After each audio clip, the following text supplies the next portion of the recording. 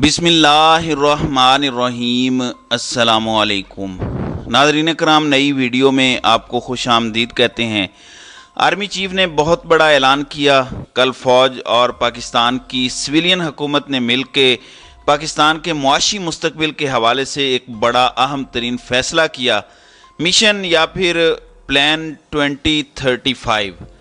2035 का ये प्लान क्या है, मंसूबा क्या है, फ़ौज खुलकर सामने आ गई है। और इमरान खान और उनके साथियों के लिए क्या अब टफ़ टाइम उन्हें मिलने जा रहा है, इस हवाले से अहम तरीन डेवलपमेंट्स हैं। मैं एक एक करके तमाम चीज़ें आपके सामने रखता हूँ। अब ये जो एक प्लान है पाकिस्तान की मुआशी बहाली का कौमी प्लान, इस पर कितने अरसे से अमल दरामद हो रहा है, इस प्लान में असल गारंटर कौन है, और आलमी ताकतों को या फिर दुनिया भर में वो ममालिक जो पाकिस्तान में सरमायाकारी करना चाहते हैं, उनके हवाले से पाकिस्तान की मिलिट्री इस्टेब्लिशमेंट का इसमें क्या रोल होगा, क्या किरदार होगा।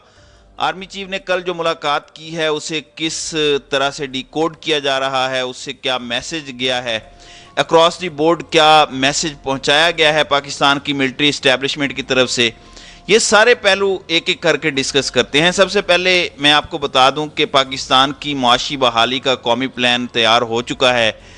गैर मुल्की सरमायाकारी के रास्ते में रुकावटें दूर करने के स्पेशल इन्वेस्टमेंट फैसिलिटेशन कौंसल यानी SIFC कायम की गई है। मैं आपको बताता चलूं कि पाकिस्तान की मिलिट्री इस्टेब्लिशमेंट की बहुत अरसे से कोशिश रही है कि पाकिस्तान के अंदर कुछ चीज़ों पर कंसेंसस हो जाए, जिस तरह से मिसाक मईशत, जैसे कुछ अर्सा पहले चार्टर ऑफ डेमोक्रेसी साइन हुआ था, उसी तरह चार्टर ऑफ इकोनॉमी साइन करवाने के लिए बहुत सी कोशिशें हुई। इस तरह की एक इकोनॉमिक पॉलिसी जिसमें तमाम स्टेक होल्डर्स ऑन बोर्ड हों और एक डायरेक्शन में हों। बहुत मरतबा ऐसा होता है कि सबकी अपनी अपनी डायरेक्शंस होती हैं, सबका अपना अपना रास्ता होता है मंजिल पर पहुंचने का। कोई भी रास्ता आप नहीं कह सकते कि गलत होगा, लेकिन एक हुकूमत आधे रास्ते तक लेकर जाती है तो दूसरी वापस लेकर नया काम शुरू करती है और हम वहीं पर वहीं रह जाते हैं। सब अपनी अपनी डायरेक्शंस में पाकिस्तान को आगे पुश कर रहे हैं, आगे से आगे ले जाने की कोशिश कर रहे हैं, लेकिन चूंकि डायरेक्शंस अलग हैं इसलिए पाकिस्तान वहीं का वहीं है। अब पाकिस्तान तहरीक इंसाफ का मौक़िफ़ रहा है कि हम हर चीज़ करने के लिए तैयार हैं, लेकिन आप इलेक्शन की डेट दें। अब ये चीज़ जो सामने आई है ये बड़ी अहम है। ये मिसाक मईशत तो नहीं, लेकिन ये पाकिस्तान की सरमायाकारी, पाकिस्तान की मईशत और इन तमाम चीज़ों को आगे ले जाने के लिए एक जामे प्लान है। वज़ीर आज़म मियाँ मोहम्मद शहबाज शरीफ की ज़ेर सदारत कौंसल का पहला इजलास वज़ीर आज़म हाउस में हुआ, जिसमें आर्मी चीफ, सूबों के वज़राए आला, वफाकी और सूबाई वज़रा समेत आला सरकारी हुक्काम ने शिरकत की। एलामिया के मुताबिक पाकिस्तान की मुआशी बहाली के कौमी प्लान का मकसद मुल्क को मौजूदा मुआशी मसाइल और बहरानों से निजात दिलाना है। प्लान के तहत गैर मुल्की सरमायाकारी की राह हमवार की जाएगी। ज़राअत, लाइव स्टॉक, मादनियात, कानकनी, IT और तवानाई जैसे शोबों की सलाहियत से फ़ायदा हासिल किया जाएगा। मंसूबे के तहत सरमायाकारी और कारोबारी सरगर्मियों में हायल तमाम रुकावटें दूर की जाएंगी। कौंसल सिंगल विंडो की सहूलत का किरदार अदा करेगी। वफाकी और सूबाई हुकूमतों के दरमियान इश्तराक अमल पैदा किया जाएगा। वज़ीर आज़म शहबाज शरीफ का इजलास से खिताब में कहना था कि मौजूदा हुकूमत को विरसे में तबाही के दहाने पर खड़ी मईशत मिली, यानी इन्होंने इमरान खान को हिट किया है और बड़ा दिलेराना झूठ बोला है, क्योंकि उस वक़्त तो मईशत जो है वो बड़ी बूस्टअप कर रही थी इमरान खान के दौर में और GDP 6.1 पे थी।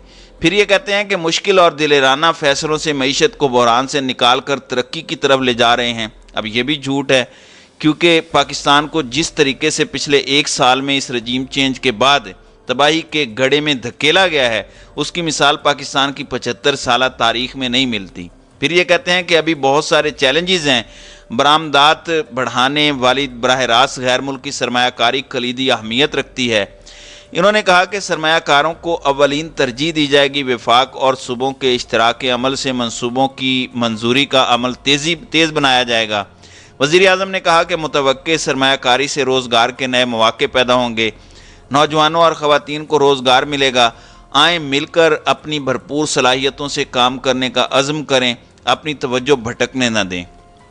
तो ये शहबाज शरीफ ने गुफ्तगू की है। اب ان چیزوں پر آتے ہیں کہ یہ پلان ہے کیا، اس کے اثرات کیا ہیں، اور army chief general Asim Munir نے کیا کہا ہے۔ کہا جا رہا ہے کہ ملک کو درپیش معاشی حالات کے تناظر میں ایک مفصل اقتصادی بحالی کے منصوبے کا اعلان کیا گیا ہے، اور اس سب کے اندر ان منصوبوں کو تیزی سے آگے بڑھانے کے لیے ایک فیسیلیٹیشن کونسل کا قیام عمل میں لایا گیا ہے، تاکہ ممکنہ سرمایہ کاری کے لیے سنگل ونڈو انٹرفیس کے طور پر کام کیا جا سکے، اور ساتھ ہی ایک متفقہ طریقہ کار اختیار کیا جا سکے۔ اس منصوبے کے تحت 4 سے 5 سالوں میں 15 سے 20 لاکھ لوگوں کو ڈائریکٹ اور 75 لاکھ سے 1 کروڑ کو ان ڈائریکٹ ملازمتوں کے مواقع فراہم ہوں گے۔ اس کے ساتھ ہی ساتھ اگلے 4 سے 5 سالوں میں اس منصوبے سے برآمدات $70 بلین تک بڑھائی جائے گی۔ منصوبے سے غیر ملکی سرمایہ کاری میں $100 بلین کا بھی اضافہ ہوگا۔ اس منصوبے کے تحت اگلے 4 سے 5 سالوں میں زر مبادلہ کے ذخائر بھی دریافت ہو جائیں گے، جو درپیش معاشی مشکلات میں کمی کا باعث بنیں گے، اور ان سیکٹرز میں جب تک فیسیلیٹیشن نہیں ہوگی سرمایہ کاری نہیں آئے گی۔ اگر منصوبہ پایہ تکمیل تک پہنچ جاتا ہے تو 2035 تک ایک تخمینے کے مطابق پاکستان $1 ٹریلین کی معیشت بن سکتا ہے، یعنی 12 سال تک کا یہ منصوبہ ہے۔ سیکیورٹی اور معیشت کا ایک دوسرے سے گہرا تعلق ہے، اسی وجہ سے پاک فوج اس منصوبے کی کامیابی کے لیے مینجمنٹ کوارڈینیشن اور اپنی تمام تر توانائیاں صرف کرے گی، اور جیسے جیسے یہ پروجیکٹ مضبوط اور مستحکم ہوتا چلا جائے گا، فوج کا رول بتدریج کم ہوتا جائے گا۔ یہ نظام تمام سٹیک ہولڈرز کی نمائندگی کے ساتھ تعاون پر مبنی اور پورے حکومتی نقطہ نظر کے ذریعے اب تک کے پیچیدہ اور طویل کاروباری عمل کو مختصر کر دے گا۔ اس منصوبے کا مقصد وفاق اور حکومت صوبوں کے درمیان ہم آہنگی پیدا کرنا ہے۔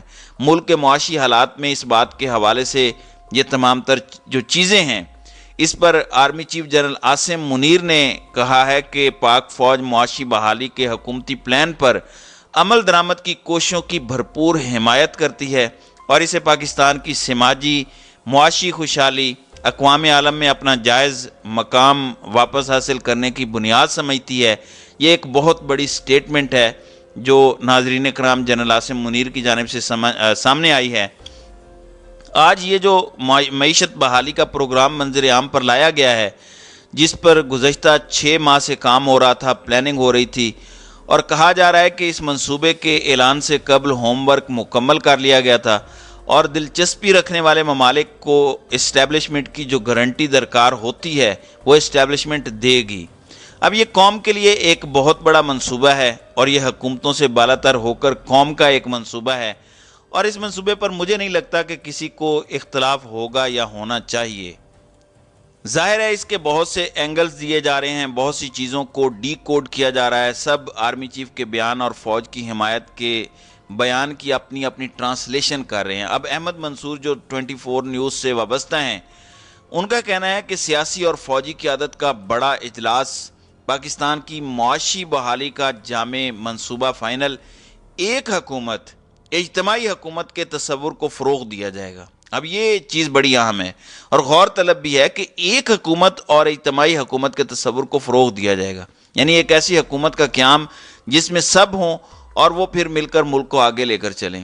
ویسے یہ پہلے بھی ڈسکس ہوتا آیا ہے کہ صوبوں میں جس کی حکومت بنے، لیکن وفاق میں 10-15 سال کے لیے ایک ایسا نظام لایا جائے جس میں جو جتنے ووٹ حاصل کرے وہ اس نظام کے اندر اتنی نمائندگی کرے، وہ اور سب کو اپنا اپنا ڈیو شیئر ملے اور وہ جمہوری عمل کو آگے لے کر چلے، لیکن اس کے مین مندرجات اور ایجنڈاز اسی طرح سے رہیں۔